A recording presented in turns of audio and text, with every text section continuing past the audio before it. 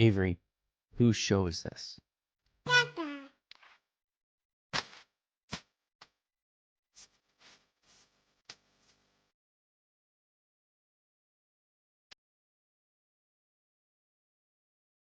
And we're live. Welcome, everybody, here to the Lakers Lounge podcast. I'm Anthony Irwin, senior Lakers insider for Clutch Points, joined on this fine Thursday evening, afternoon, by Jovan Buha of The Athletic, of Buha's Block. Everybody here, the Lounge's official favorite beat reporter. Jovan, how you holding up? Always better when I hear that. But I'm doing well, man. I'm excited for game one on Saturday. Cannot be here soon enough, but just diving into film and numbers and prep work, and very excited for this series. Yeah, Pete and I talked about it yesterday, and it's like, yeah, practically speaking, it's good that the Lakers get their rest. It's good that, even we get a little bit of rest and we get to get refreshed ahead of the series too. That was good for like a day or two. Like I felt that way for about a day or two. And I'm ready to go back. Come on, let's go. Yeah. All right. Today in the show, we're going to talk about the series, Minnesota and Lakers series. We're going to talk. I forgot to mention this to Pete in yesterday's show. Make this comparison, but I think Minnesota has a lot in common defensively with the Thunder, and I kind of think, based off of how we've seen the Lakers play against the Thunder, I think there's a bit of a comparison to make there. So I'll pick Jovan's brain about that. And then the last time, Jovan, you were on the show and we were both optimistic about the Lakers, because I think we're both optimistic right now. Things went really poorly. Everything went wrong. So what we're going to do at the end of the show here is nitpick for the greater good. We're going to complain and we're going to find things to whine about, just so that, the Lakers have the right amount of karmic momentum going into the series. But I actually wanted to start here, though, Jovan. You and I were both in Dallas for Luka's first game. I've been looking for somebody to talk to about this because it was such a wild experience. I just found myself at various points in the game just like looking around. Did they just boo a travel call on a Laker? What is going on? I like, honestly, I'm going to give you the stage of on what was that like for you? Because for me, it was just completely out of left field. It was wild. I mean, it felt like the Lakers were the home team, and Yeah. I've been in plenty of road arenas where that is the case, but this had an extra level of like emotion and vitriol. Yeah. Obviously, with any time someone attempted a free throw, it was fire Nico, and that was the backdrop to everything. Of course, was it was like I've compared it to almost going to like a wedding and a funeral at the same time.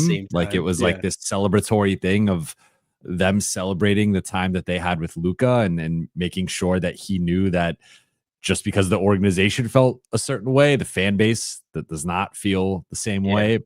At the same time, it was also like, this is sort of the final, like, it's going to happen. There's going to be the tribute. It's his first game back, and there's all the emotions and everything. But like moving forward, this is just going to be like, there'll always be a little something extra for Luka just going back there and like the fan base. But like, it's kind of like finalizing the breakup. And it did feel like that was, Luka had been a Laker for 2 months, but it felt like from a ceremonial perspective, like that was really the first night he transitioned to being like a full Laker and put Dallas in the rear view. So it's almost like this, passing of the torch, so to speak. So it was a wild night. It was fun game, I guess, like into like midway through the fourth quarter before the Lakers put it away. But yeah, it was unlike anything I've seen from like a crowd, and just all the seeing like people wearing Mavericks jerseys, but then also cheering for the Lakers, right? Like there was plenty of Lakers jerseys and gear. And of course they were rooting for the Lakers, but then it felt like 70% of the arena like wanted the Lakers to win, which is just pretty wild. We before the game, Ben Golliver and I, so I got lost trying to find the media room. I got there like just slightly before they put out the media sign. So I walked right by the room that the entry that you need to take to get into the building if you're credentialed there. And it led me to Victory Plaza, I think is what it's called, where Yeah. you know, right in front of the arena there.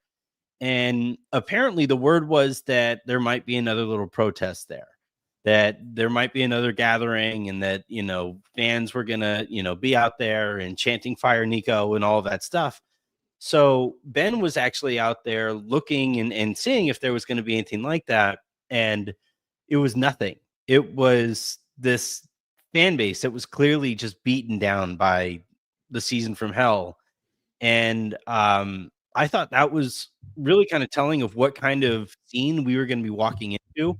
And I told Ben at the time, and I think Christian, who covers the Mavericks for The Athletic, Mhm. uh, I told them both, I was like, I think this is going to be a Lakers home game. And, you know, because every Mavs jersey that I saw there was a Doncic one. And then Mhm. obviously there were a ton of Lakers jerseys, but there were also a lot of LeBron James jerseys mixed in there. So it was like, okay, the Laker contingent's going to be loud. Yeah. The Mavs contingent's going to be loud and angry. So what it wound up feeling like is, yeah, the wedding and a funeral, but it was like they were cheering on every play, or just it was just different parts of the audience were cheering, and it was the weirdest thing. And then, you know, for me, because I was up in they actually put me above the building. You know, it felt like, but they, you know, I was on in the press box, and I was surrounded by mostly Mavs people, like people who cover the Mavs specifically. And even that was weird because they're sitting there. I'm not going to name any names, and I'm not going to say that anybody was actually cheering, but every time there was a Fire Nico chant, you could just kind of look around the room, and they're kind of like, yeah, yeah, I don't disagree, is how I think I would frame their response to those Fire Nico chants. And I thought the toughest part of this, and I don't know how much interaction you had with Mavs employees there, that was the toughest part, was the Mavs employees, whether it's the lady who was in charge of the elevator, or the people who were serving the food in the press room, or just people that you're walking by on your way in.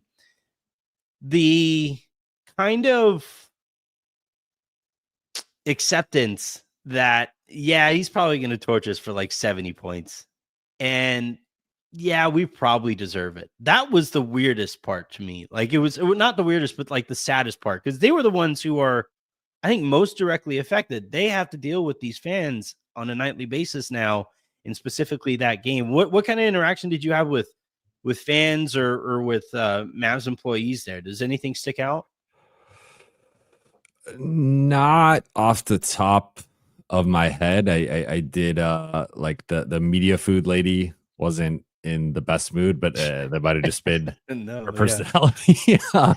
um yeah, I mean, I would say like it does feel like there's like this, to your point, like there's this dissonance, and it's like specifically between Nico Harrison and ownership and like everybody else. And Everyone it's like else, they're living in their own like universe of even as evidenced by comparing that it. weird round table.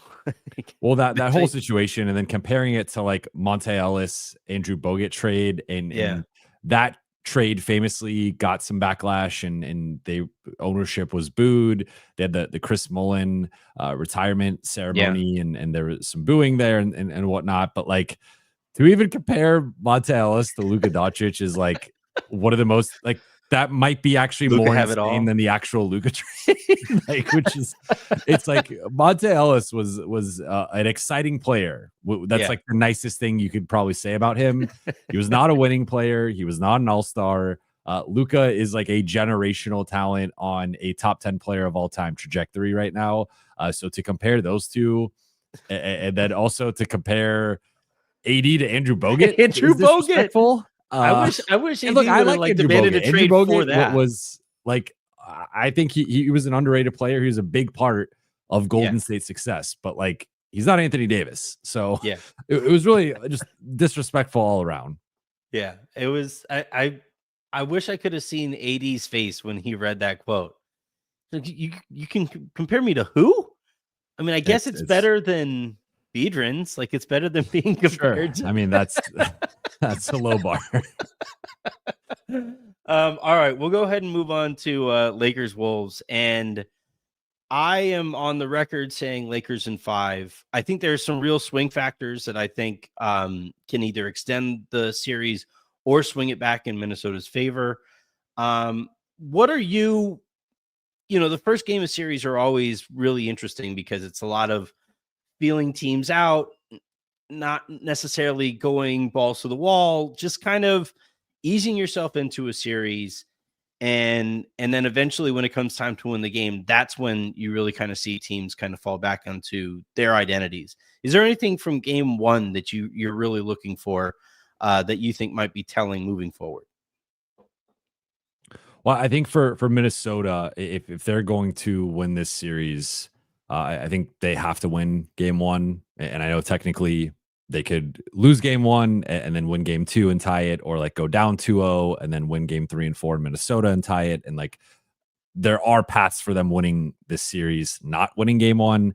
But I do think typically with a road underdog going in and stealing game one, like that's often your best chance among the first two. Unless you are the better team, but in that case, you're often not the underdog. So I look at that as just like kind of Minnesota's energy to start the series, and it feels like that's going to be LA's best punch from them. And if they can steal it and make it a series, okay. If not, if it goes as we expect, then I think LA will win game one. Then that is more in line with LA winning this in 5 or 6. Tactically, I think the big thing is going to be the centerless lineups versus Minnesota's 1 to 2 centers being out there, and just that chess match. I think there's a lot of different ways that both sides can approach that both sides can counter that. And I think we've seen it with the Lakers where against OKC, Houston, Memphis, and Dallas, they have been able to dictate the terms of engagement. They have been able to get opposing teams who prefer to play 1 to 2 centers together to downsize and only play one big, or in some cases, play no bigs altogether. I think if they could get Minnesota to do that in game one, that's really a positive sign for LA. But if they can at least win those minutes, because I assume Minnesota is going to, their plan A, B, and C are going to be keeping their bigs on the floor, and it's going to have to get down to plan D, E, or F for them to consider downsizing. How can the Lakers fare and make them pay? Can Rui or DFS be picking and popping against Rudy in a drop? Can they be spacing in the corner and forcing Rudy to try and cover the ground of protecting the rim, being that low man, last line of defense, and also getting out to the corner? So those guys are making threes and making quick decisions. I think one big thing is going to be DFS, Rui, and Gabe are all ideally going to have to shoot the ball well, but like they're gonna have to make quick decisions. It's gonna have to be shoot, pass, or drive, and like you have half of a second to decide that. And how they handle that is going to be interesting. But I think there's a big, to me, the most interesting thing is like the front lines and the chess match within that, and LA putting Rudy in certain spots, but then Minnesota also attacking the offensive glass. Like I think that should be the top at the top of their game plan. Is like, okay, if they want to put Dorian Finney-Smith at the 5 or Rui at the 5, whoever you want to deem the center, we're going to pound them on the offensive glass. And if we have Rudy Gobert and Naz Reid out there, we should be getting double-digit offensive rebounds. So that chess match to me is the most interesting thing series-wide, but I think we'll get our first glimpse at it in game one. Yeah, the size thing is absolutely the key, and every time I think about the series, to me, it just comes down to which team is going to be able to stick to their identity for the longest. And whoever's able to do that, I think winds up winning it. You mentioned Rui and you mentioned the quick decisions, not normally his forte. And I think he is kind of sort of outside of the stars, right? Not counting Anthony Edwards, not counting Luka, not counting LeBron, maybe not even counting Austin Reeves. Outside of those 4 players, I think Rui is the most important player in the series. He's going to be tasked, I think, with being the first line of defense against Ant. he's also going to have the responsibility when he isn't guarding Ant of being on the backside of the defense and having to either go and help whenever somebody drives or be ready to box out and do some stuff that he sometimes fades in and out of with his discipline. What kind of series are you looking for from Rui? Well, I just had a preview episode go up today with KANGZ, and we each picked an X Factor player for each team, and I picked Rui, and I 100% agree with you. And I think an interesting subplot to this for me is like, do they start him on Ant or do they start him on Julius? Because in the last matchup, they started him on Ant, but that was because I think in part, no Julius, no Rudy. In earlier matchups, they had started Austin on Ant. And then eventually Max Christie emerged in the starting lineup, and he was getting a lot of reps on Ant. But like, I think that that to me is kind of the starting point for the Lakers defensively is either, okay, you go Rui on Ant, then you probably go, I guess, LeBron on Julius Randle, maybe Luka on McDaniels. He's cheating off of him. Austin on Conley, Jackson on Rudy, or you go Rui on Julius. Then maybe LeBron's on McDaniels, cheating off of him. Luka's on Conley, also kind of cheating off of him. Though you got to be careful with his 40+% 3-point shooting. Austin on Ant, and then Jackson on Rudy. So I think there you can make a case, I think, in either direction in terms of which one makes more sense for LA defensively. But point being, like, Rui is going to get minutes against both, I think. And especially when one is off the floor, he's probably going to be the primary guy on either one. Interestingly, in the last matchup, like, you can only take away so much because, again, no Julius or no Rudy.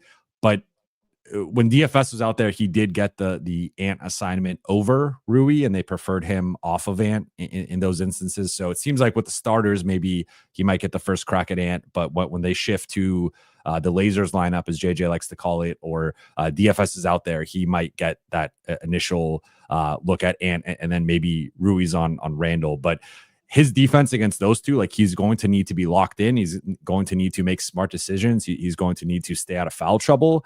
In the smaller lineups, he's going to need to box out Rudy and Nas and Julius and be physical in the paint and be engaged. And then offensively, he's going to need to have a certain level of, as we said, like, quick decision making and ideally make his shots. He shot 18% against Minnesota on threes in the regular season. Now, 4 games, randomness, like, doesn't mean anything necessarily, but I do think there's something to their style of defense and how quickly they can rotate and swarm and just they have long limbs everywhere. So we have seen at times in previous seasons, Rui get sped up a little bit and struggle to make some of those quick decisions. So if he's getting the ball swung to him and Jaden McDaniels is closing out on him, like, how is he handling that? So I think he's been much better and more consistent than he was last season or even the season before. So I have more confidence in Rui going into game 1 and this series. But it is going to be an X factor, I think, for the Lakers, of, like, they need him to really be that number 4 guy behind the big 3. And if he's not, then you really need DFS to step up. Otherwise, I think you're in some trouble. Yeah, the quick decisions and the closeouts thing, Minnesota on the season did really good at actually limiting the number of threes that teams took against them. And teams also shot, I think, the 3rd lowest percentage against Minnesota from 3 of anybody in the league. And the 3-point shooting percentage, there's some randomness to it. It's a little bit of a noisy stat, but limiting threes and it really kind of makes sense because essentially from what I've seen, they just close out gangbusters. And if you attack the closeout, they're like, fine, Rudy's back there. Like, go ahead, go by me. Or if you're going to shoot this 3, it's going to be hyper contested. And it does lead to some of that awkward feel there. I think this is where I think it's going to be really important for LeBron, Luka, and Austin and their decision making and their execution on that decision making. LeBron throws some of the best skip passes in the history of the sport. Luka is also really, really good at it. Austin's got a little ways to go in that he's just not as strong as those two guys. But every half second counts, while that ball is in the air going to a shooter. And I think Rudy is probably the top guy who needs just that extra half of a second while, on those hard skip passes from LeBron, from Luka. So that's gonna be really interesting to watch. The other thing that I'm really kind of interested by is Vando. I keep going back and forth. Is it a Vando series? Is it not a Vando series? Is there a role for him there? Is there not?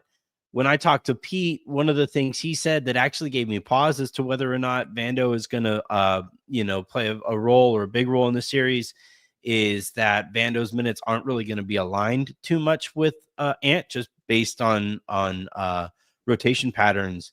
What kind of series are you looking for from Jared Vanderbilt?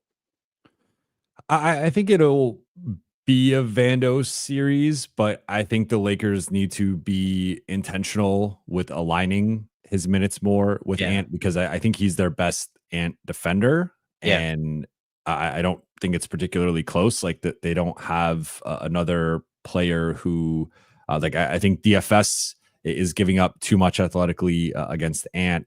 I think Rui is giving up a little bit. I mean, like Ant's just a freak athlete, so everyone's giving up something. But I think with Rui, it can sometimes be the processing or decision making in those instances. Though I think he's held up much better in isolation this season. And then Austin's too small. I think LeBron is just asking a lot from him, and I don't think he's been quite the same laterally, like on the ball against like that level of like the athlete. Luka, no, we've seen teams target him on the ball. So I think you go down the list and you get to, and like Gabe's too small. So I think you get to Vando, and like that's the guy that ideally could he guard Ant for 15 to 18 minutes a night, and then the other 20 minutes you're getting by with like a mix of Rui, Austin, and DFS, and then really zoning up the off ball guys. The thing with Vando, I think you got to be careful with, like, I mean, one, I if they're not going to adjust the rotation, I do wonder how much of a Vando series it ends up being, because I not like he still has a certain level of utility because of his defensive versatility and switchability and the energy and the rebounding and whatnot. But if he's out there and Ant's not out there, I guess you could put him on Randall. But there isn't really another guy that, like, you're almost kind of wasting him in that case, because his best thing defensively out of all the things he can do is just like lock into that guy and like, I'm taking that guy out. And I think you want to try to deploy that against Ant. Then the other thing is offensively, you just got to be careful. I think I'd like to see less Banshee groups together. And I think we will see less of that. But with him offensively, I don't want to see him in the corners. I don't want to see him acting as like a corner spacer. I think he needs to be in the middle of the floor. I think he needs to be in horns actions. I think he needs to be the primary screener and DHO guy. I think he's much more effective when he's involved in the fray rather than off the ball, just kind of taking up space. And that gives Minnesota, in that case, like if Rudy's out there, you could just put Rudy as the Vando defender, and he's just going to ignore him and be playing 2.9 in and out of the paint. So I think that's the thing that the Lakers got to be careful with, of like maybe even it takes a game to kind of like study how Minnesota has tweaked their rotation, because I'm sure they will make their own adjustments, and really finding like, okay, so the first 5 to 7 minutes we're going with the starters and then like DFS, but the next Ant shift, you need to be putting Vando in and matching him to Ant in like the middle portions of the game, in my opinion. Yeah, that makes a lot of sense, because I think the stretches where the Lakers are going to be in trouble are the ones where Vando is out there as the center against the super big lineups that Minnesota has, and Ant isn't out there. Like if you can't have both of those things happen. And that's going to be something. It's going to be interesting to see how the Lakers balance all of that out. The other thing with Vando is, if he is going to be in the corners, he really needs to crash hard from those corners. He is really good at getting in there and trying to slap the ball back out to the backcourt or grabbing a rebound on his own right.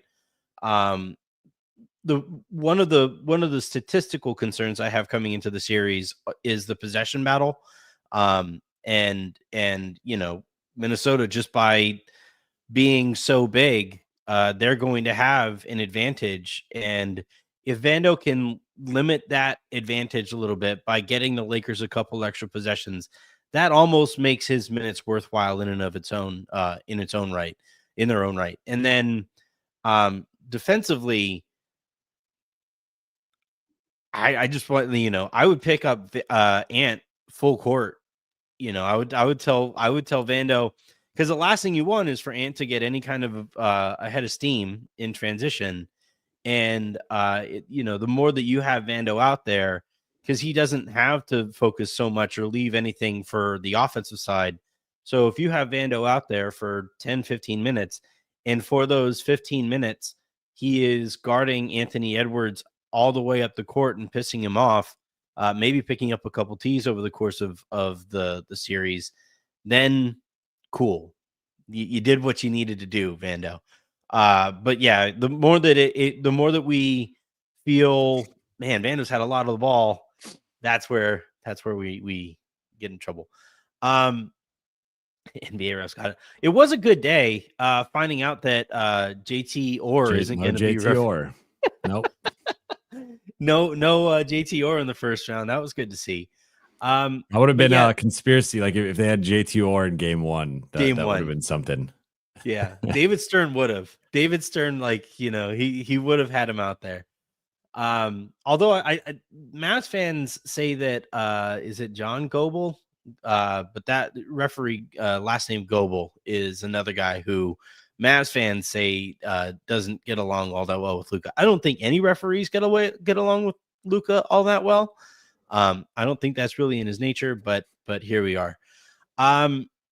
The Dante DiVincenzo thing, I see a lot of people in the comment section saying, you know, what if we get New York Dante? What if we get New York Dante? What if you get New York Dante? My thing with Dante DiVincenzo is that he's so small, and he's actually one of the guys that I think the Lakers are going to hunt. And what kind of and if they do hunt him and he is stuck in the post for long chunks of the series trying to not be moved by LeBron, not be moved by Luka, I don't really know how much legs he'll have left over from that. But what would you do, or what kind of series are you anticipating from Dante DiVincenzo? Or should we be worried about New York Dante? Yeah. I mean, I think this is going to be a big shot making series for both teams' role players, and I think, and that's kind of the state of basketball in 2025. Yeah. But I think this is going to be a big series of, okay, when Ant has the ball, they're going to be trying to shade him to certain spots on the floor, and they're going to be probably zoning up with the other four guys, and there are going to be some skip and swing opportunities for Minnesota offensively. With the Lakers, there's probably going to be an element of blitzing and hard hedging, and then short roll playmaking opportunities, or 4-on-3s, 3-on-2s. And the ball is going to end up in Dorian and Rui and Gabe's hands. For Minnesota, it's going to end up in Dante and Naz Reid and Nickeil Alexander-Walker and Jaden McDaniels' hands. So, like, on some level, I think it might just come down to, like, which team gets hot from beyond the arc, and does one team make 18 threes and the other team makes 11, and like that's the difference in that game. I think you could argue that Minnesota has like a better collection of shooting among, like, I think they have more depth within their supporting cast in terms of, like, I think for the Lakers it's Gabe, Rui, and DFS. For Minnesota, I think, like, I didn't even mention Mike Conley, who's a 40% 3-point shooter. Like, I think they got like 4 or 5 guys who on any given night can hit 3 or 4 threes. So that is a concern, but they don't have the same top end talent that the Lakers have, obviously. So even if we say hypothetically Ant can match Luka for the series as the best player, just in theory, well, then you get to LeBron and Austin, and I have confidence in LeBron and Austin outplaying Julius Randle and whoever else you want to put at number 3. So I think there needs to be an appropriate level of fear for Minnesota supporting cast. They have been shooting the ball really well. They've been a really good offense over the past, all season, but like especially the last 20, 25 games, it's gone to a different level. Dante is a big part of that, and him coming back from injury. But at the end of the day, I think he is going to be a guy that Luka and LeBron both hunt. They're going to hunt him. They're going to hunt Mike Conley, maybe even Nickeil Alexander-Walker to an extent, because he's about like 6'5". He does have long arms, really good defender, but he's too small for LeBron or Luka.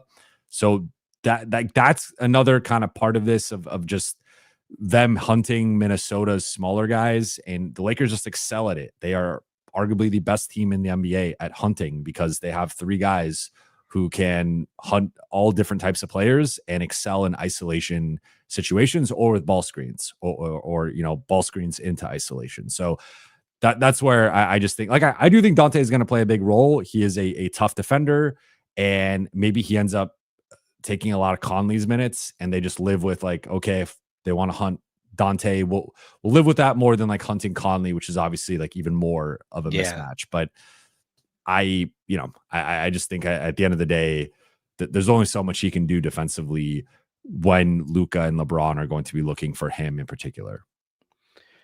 It's also the thing that every NBA team does, and they just like hunt the white guy. Poor Austin has talked about that in the past, and it's like, yeah, we have a red target on our backs. Last thing before we get to final predictions, and again, nitpicking for the greater good here. The Lakers have an oddly good path, I think, through the Western Conference, and or at least to the Western Conference Finals. We'll see who's waiting for them there if they get there. But if the Lakers win this series relatively quickly, and they get an extra couple days of rest for the winner of Houston and Golden State, and I think that series is going to go pretty long. I think Golden State, I think, is a slightly worse matchup for the Lakers than Houston, just because of Steph. But Houston defensively is so good that I could see somebody choosing saying they would rather face Golden State instead. But either way, I would still probably take the Lakers against them. And then you get to the Western Conference Finals, where it wouldn't surprise me if one of OKC, the Clippers, or Denver is waiting for him. Talk to Harrison. He's drawing his baseline of expectations of getting to the Western Conference Finals. Pete says the same thing. I have said the same thing so far. What are your expectations for the Lakers in these? That's the thing, is that like it's kind of crazy how we've arrived after this wild ass season to the playoffs, and it's like, actually, yeah, they probably should get there. But it's also, there's some good ass teams out there, so I wouldn't hold it against anybody if they were a little more nervous about it. Well, what's your expectation range, low and high end, for the Lakers here? Well, high end, I think they could win the championship. Yeah. I've thought they were the second best team in the West for about 2 months now. I've thought they were the 4th best team in the NBA over that stretch. I've considered moving them all the way up to 3 and ahead of Cleveland and only behind OKC and Boston. I haven't quite made that leap yet. I think they get an alternate universe. LeBron and Rui don't get injured, and they keep that 20-4 stretch going. Maybe they end up getting the 2 seed, and we are talking about them in that conversation of like, maybe they are the 3rd best team or 2nd best team in the league. Like, we'll never know. And I think that is a slight challenge right now of just like them getting back to that level, because I think we've seen flashes of it, and we've like, I thought the OKC a couple road games were as encouraging as it gets, but like in general, they have not been back to like that level on a nightly basis. So I would say first round exit would be like an utter disappointment. Yeah. I think that would be, even with the context of like Minnesota, one of only 4 teams, top 10, both sides of the ball. They have a superstar in Ant. They just made the conference finals. Like, even with those caveats and that context, like, you got to take advantage. You have home court. You're the favorite. You got to win round 1. Yeah. I think round 2,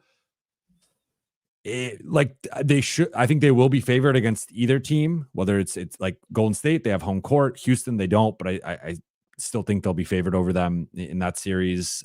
I mean, I would say realistically, if we're looking at all the realistic outcomes, I would peg conference finals as like the if I was betting on the Lakers, which I don't bet, but like if I was, I would probably say conference finals. If it's second round, I would like to know the context of like, I think one thing that I haven't seen talked about a lot is like, what version of LeBron are we getting? Like, I think there's a version where this break leading into game one and then the breaks in between the games make LeBron look like the pre-injury version of himself. Yeah. At the same time, I don't think he's looked the same since coming back from the injury. And like outside of the Dallas game, he's not had a lot. I feel like had the same burst in terms of attacking guys off the dribble and like blowing by bigger players. It's been a lot of like backing them down and kind of playing his post bully ball to kind of get to the rim instead of just blowing by them, which we saw in the Dallas game. So that is encouraging. But like if LeBron is like not at the pre-injury level or like his peak level, I think that does change how I view the Lakers ceiling. Like I'm baking in a certain top 10, if not top 5 version of LeBron. And I think you're getting that from Luka as well. So I would say, I guess my range of outcomes realistically is like second round to the finals. Fight obviously in the middle would say like conference finals, but I think they have a real shot against OKC. I think they have a real shot in the finals if they get there, like getting Luka and LeBron to a finals, those guys sniffing first ring for Luka, 5th ring for LeBron. Like I think you're going to get a certain level of just locked in, like highest level, play from those two. But I do think if they play Boston, like that's going to be a tough one. I would favor Boston. I think Cleveland's a coin flip in my opinion. And yeah, so I don't know if I answered your question. I would say tentatively, like the median outcome would probably be something like the conference finals based on how the bracket's looking. Yeah, indirectly, I think you basically made the point that I was kind of hoping you would, in that, like, I think a lot of people are they see what the Lakers could be capable of. I think, a lot. When I say people, I mean Lakers fans, those of us covering the team, yada, yada, yada. I think a lot of us see an outcome here, a possibility, and it's almost, I almost don't want to mention it. Like it's like when you get a pair of new shoes, which, by the way, quick aside, it is crazy to me that so many members of the media wear such nice shoes to cover basketball games. That is, I would be terrified of people stepping on my shoes, and people are always so close in those scrums. That's insane. But anyway, like the way that I see a lot of people talking about this Lakers team is like right after you buy a new pair of shoes and you're almost reluctant to take them out of the box or wear them because that first scuff is going to hurt your soul. And that first look, if we get a first look at LeBron, it's like, oh man, he didn't actually have another gear after the regular season. That's the first scuff that would hurt your soul. But I actually do fully believe that this team is really capable of winning it all this year. At the end of the day, what it comes down to is a team in the NBA has LeBron James as its second best player. That's normally you would think that's a decent roster makeup to give yourself a pretty good chance in the postseason. And we'll see where it gets us. So you kind of alluded to it. Are you on the record quite yet as far as final prediction here? We're technically running another episode tomorrow. I've already recorded it with John Krasinski, your colleague over there at The Athletic. But this is the last time I'll be live on the air. I've been on the record all week saying Lakers in 5. Where do you stand on the series? It's been tough. I have flip-flopped a bit between 5 and 6. I think my official prediction is Lakers in 5.51 games. So I'm like, 5.01 game. 5.49. Yeah. I guess I've now said 3 times publicly 6, so I'm going to stick with that. I don't feel great about it. I have said if I had to lean toward 7 or toward 5, I'm certainly leaning toward 5. Part of the reason why I'm talking myself more into 5 is the breaks in between, and how I think that gives the Lakers an advantage for a group where most of the rotation's been banged up. LeBron and Rui still recovering respectively from their injuries to varying degrees. And like, I think this is a group that has really needed a break. Also looking at their March schedule, 17 games in March, like they needed a bit of a break before the playoffs. They get multiple days in between multiple games. And I think that's going to be more of an advantage for LA than for Minnesota. However, I don't know. There's just something about Minnesota's defense and size. And I know Luka has had his success against them. And I think they're going to have a really tough time matching up with Luka, LeBron, and Austin. And I think they have 3 of the 4 best players in the series. Just something to me feels like it's going to go a little bit longer than it should. Yeah. But I think it probably should go 5. I feel like I wouldn't be surprised if the Lakers kind of trick a game away and it goes 6. Are you nervous at all about how much love the Lakers are getting? Because everybody on ESPN's panel picked the Lakers. I haven't seen almost anybody outside of people or outside of people on Twitter from Minnesota with Wolves avies. Like I haven't seen anybody pick Minnesota in the series. Are you getting kind of nervous? I'm starting to feel a little nervous about how many people are just writing the Lakers in ink in the second round.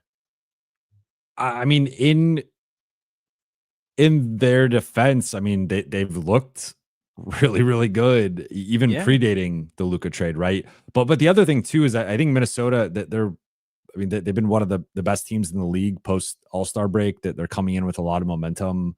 Now they have had a bit of an easier schedule, but I don't know. I think it's going to be a tough series, and I think their front court might be the one that like can test LA's centerless lineup the most, arguably, and we'll see it, right? Like maybe I'm wrong on that, but I think there are some things that Minnesota also, like with some of the Lakers turnout, like I think some of the worst the Lakers offense has looked this season has been against Minnesota. Now 2 of those games predated Luka, but like in December, back-to-back games against Minnesota, they had 21 plus turnovers.